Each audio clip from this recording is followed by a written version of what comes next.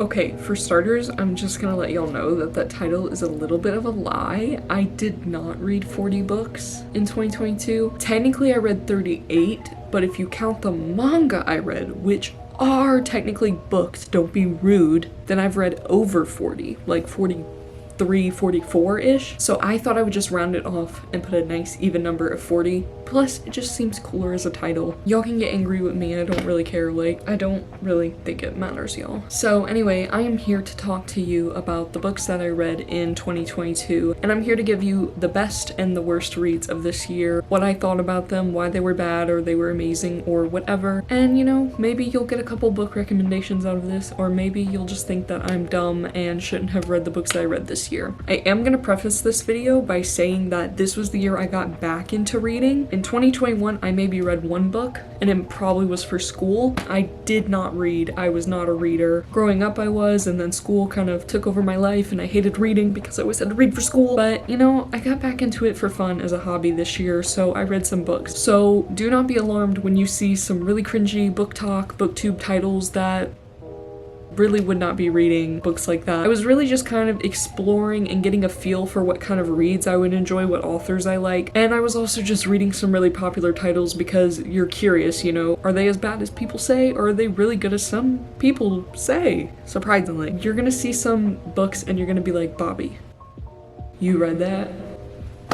Yeah, I did. This year, 2022, I will probably read a lot more within my taste, within what I like, and you're not gonna see what you're about to see now. So I'm gonna start off with the good, the books that I enjoyed this year. First, I'm gonna go ahead and give you my 4.5 star ratings. To start off, we have Honey and Spice by Bolu Babalola. This book was pretty dang great, y'all. It's about a girl who has a radio show in college, and she basically trash talks this new guy and says women watch out for him because her whole radio show is giving advice to women about relationships. And then she ends up sparking this connection with the said guy that she talked bad about. It's just kind of their blossoming relationship, and I just loved this story. Kiki and Malachi, who are the couple, they have amazing chemistry, and there's some really compelling dialogue in this, and it's not like your cliche, forced, unfunny dialogue. Like, they really have good banter and good back and forth, and I just loved reading them together. The only reason why this book did not get a 5 stars from me is I thought the college atmosphere was a little too cliquey for college, and I understand that, like, I know nothing about being in a UK college. I definitely don't know anything about being a black girl in a PWI UK college, but it just felt like there was a little bit too much clickiness going on, and a little bit too much like drama and like cliques fighting each other and having rivalries, and it didn't really feel true to the college setting, at least within my experience and what I've learned from other people's college experience. I think that was a bit more reflective like of high school setting, and I don't know, I just didn't really enjoy that part. I wasn't sure how realistic it was. That's the only reason why I got docked off a little bit, but this is genuinely an amazing book. It was amazing. Loved it. The other 4.5 star read I had was Good Girl Bad Blood by Holly Jackson, which is the second book in the A Good Girl's Guide to Murder series. That book series, genuinely one of my favorites this year. Loved it. To preface, Good Girl's Guide to Murder, if you haven't read it, it's a pretty popular series. It's about a girl who, in the first book, she's trying to solve a closed case, meaning that the case has been solved, but she thinks that the truth has not actually been uncovered. She bases her senior capstone project off of it, which is really just an excuse to investigate. And it's really one of the most compelling thrillers I've ever read. When I sat down with the first book, I just could not put it down, and so the whole series was really captivating for me. The only reason why I did not like this one enough to give it the 5 stars is I just remember the ending kind of being like, it didn't really give me the shock that the first one had given me, and I was like, really, that's who it was? Pip just seemed to form this really weird emotional connection with the person that was guilty, and I was not vibing with it. She was making very weird excuses and kind of like, I don't think infantilizing is the right word, but she was just really like making excuses for him and making him sound like an innocent little child. And I mean, I don't know how I would react honestly if I was in Pip's situation, but I do not think I would be like sobbing and crying and shaking all over the floor because of who was guilty and what happened to them. I don't think it would affect me in that kind of emotional way. And I think she was grieving the guilty person. I'm trying so hard not to spoil. I think she was grieving this guilty person in a way that was really weird because they had had no relationship really beforehand, like not a positive one at least, and it was just weird. And I was like, where is this emotional response coming from? I can't even seem to formulate why she would react like that. The whole time really is, while I was reading, I was like, I don't care. I don't care that that happened to that person. I really don't care because they did this stuff, and I don't understand why she's literally crying and throwing up all over the walls over this person. I didn't get it, and I think that was really why it lost the 0.5 star for me. But it was still an amazing read. I just love that series. Love Pip and Ravi. Just didn't care for that ending, really. Moving on to our 5-star reads. We have, y'all might not like me for this one. This was one of the first books I read. I read it back in April, back when I was really just starting to read again. So of course I really hadn't got a feel for what books I would really enjoy. So this first 5-star read is The 7 Husbands of Evelyn Hugo by Taylor Jenkins Reid. Very popular book. Some people don't vibe with it. Some people don't think it's as amazing as people make it out to be. Like, it doesn't warrant all the praise it gets. And I can see why people think that. I do think that there is a little bit of stereotyping that goes on in that book. If I were to reread it again, I probably would knock it down to 4 stars. But I just remember, like, when I was reading this book, I think April was like the month where I really started reading this year. And I just remember like being so enthralled and so captivated and in love with the story. And I was like, this is exactly how I want to feel when I read a book. I was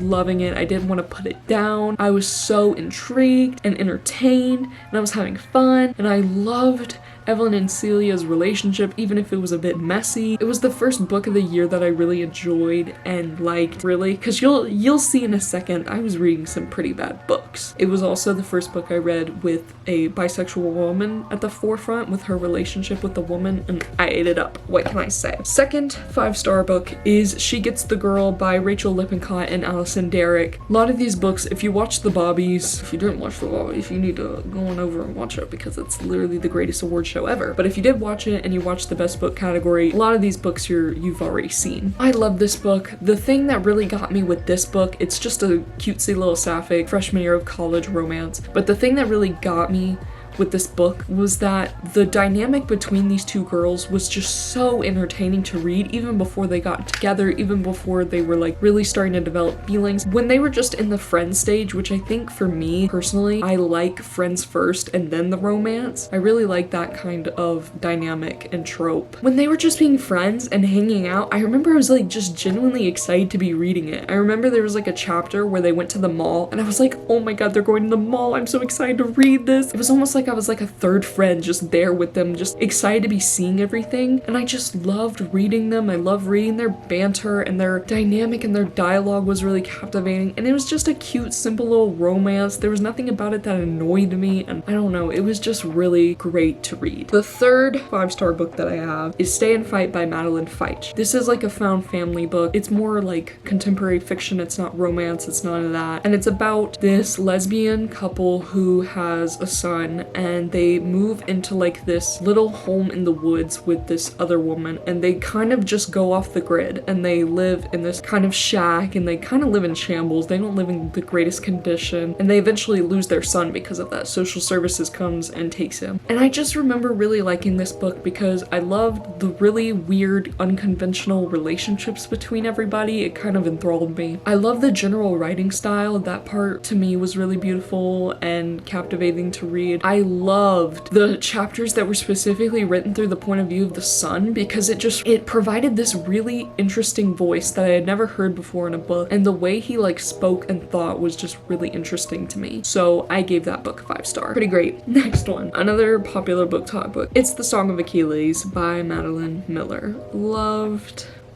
Loved this book. I think for the last 30 pages, I was nonstop crying. I was sobbing. I was shaken. I was feeling so much. And I don't know if I'm just like sick in the head or something, but I love when books make me want to throw up and cry and break my heart, and I'm literally verbally sobbing like a little baby. I don't know why, but I love when books can make me feel like that, because that's pretty powerful. Like, that really reflects on the author, that you can make me feel like that and act like that over a bunch of words on a page. It's a retelling of the story of Achilles through the point of view of his best friend slash lover, Patroclus. I think this was mostly just like Madeline Miller's version of the story with the queer lens around it, and I just loved it. There were so many great quotes that came out of it, and the end just had me shattered, broke my heart, and then put it back together, and it was just an emotional roller coaster, and I loved it. It was a beautiful story, and I definitely recommend that one. Next 5 stars. Oh god. 7 Days in June by Tia Williams. This book,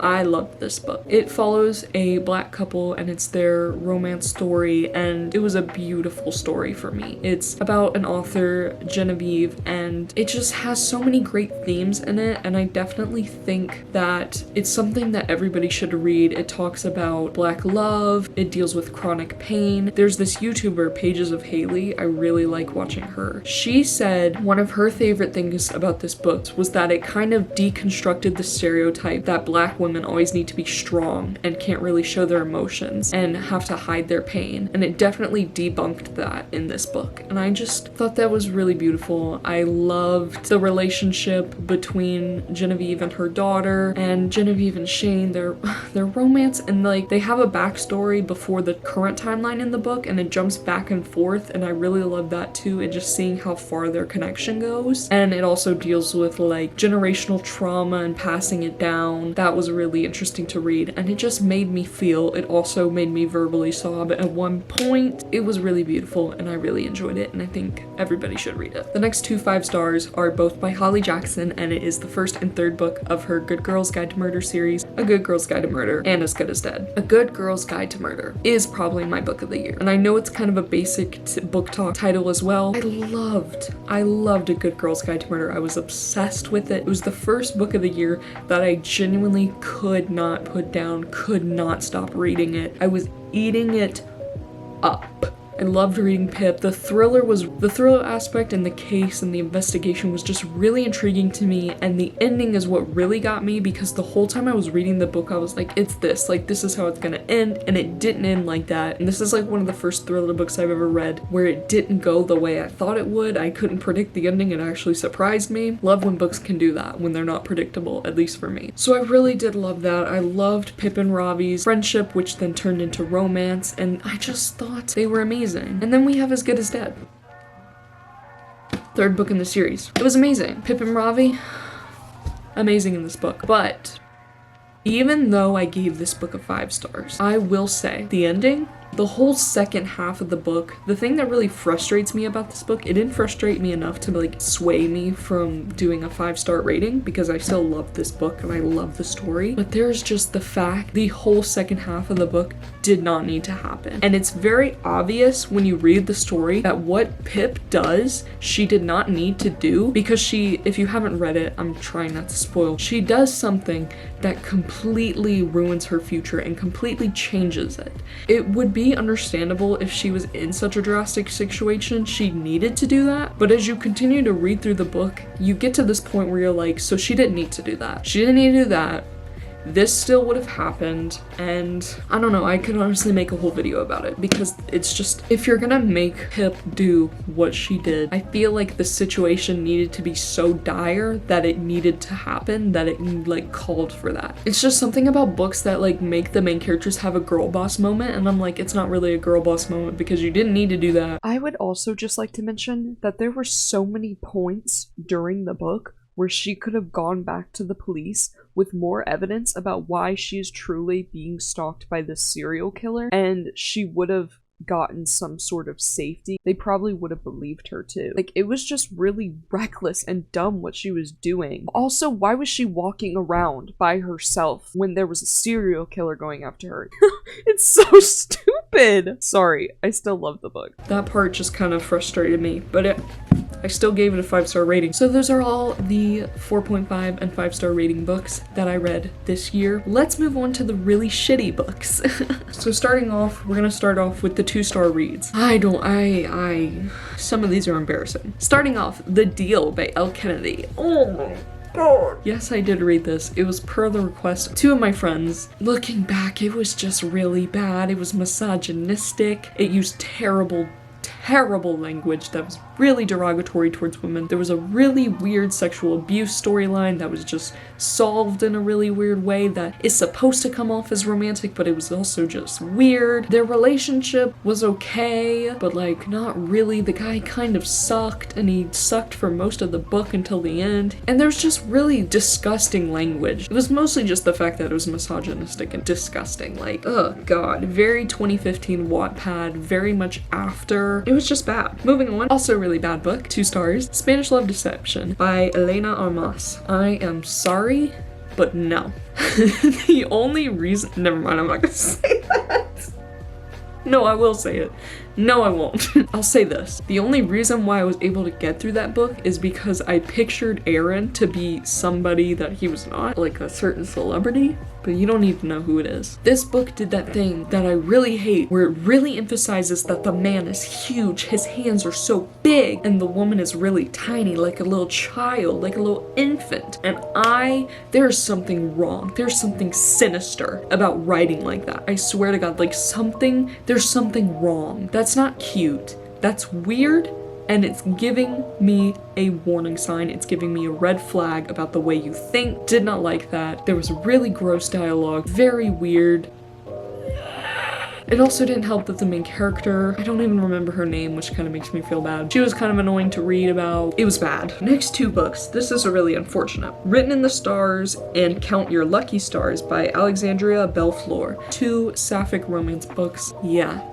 It's bad when you know that the sapphic books couldn't even be saved. The first one, these 2 books are a part of a trilogy. It is about characters all within the same universe, within the same friend group. It's just like they get their own books. And they sucked. The frickin' brother, Brendan, of Darcy, if you've read it, was insufferable. I hated his ass. He was so pushy. He crossed so many boundaries. He was so annoying. The romance was weird. It was mostly the writing style and the fact that I couldn't stand most of the characters. Really cringy writing style. Really weird relationship dynamics sometimes. It was like 30-year-old women acting like teenagers and talking like teenagers, and I remember there were some weird dirty jokes that were made that I was like, oh my god, you're 30, please shut up. It was like that. I'm surprised I even finished them. They were bad.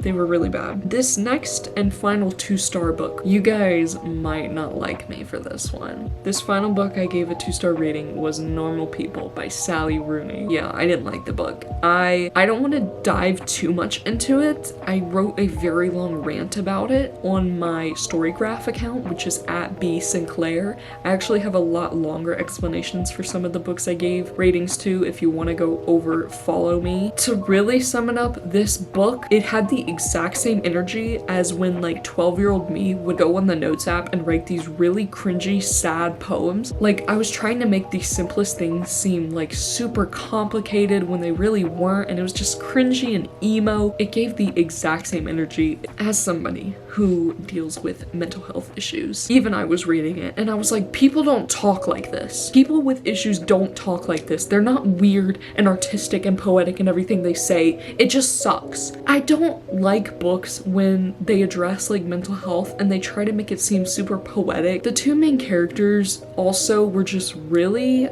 uninterested in their own lives. If I could give this book a color, it would be gray. And it sucked and it was boring. It was really cringe too. And then we have 1-star book rating. The worst book of 2022. Some Girls Do by Jennifer Dugan. Sapphic romance. Atrocious. First of all, it's a tragedy that my worst book read of the year was a sapphic romance, but this book was tragically terrible. The relationship was toxic. The main character was extremely agitating to read, not likable at all. It was so unhealthy. There was like an insta-love aspect to it, but they were just constantly fighting. Morgan was just insufferable, and their dialogue was so like, if you want to get pissed off, just open that book for 5 seconds, really. It was terrible. The writing style was bad, in my opinion. I really didn't like this book. Please don't read this. Please don't read this. I'm sorry if you liked any of those books that I just rated terribly, but that's how I felt about them. Anyway, thank you for watching this video. Give it a thumbs up, subscribe for more book videos because they are coming, and I'll see you in the next one. Bye guys.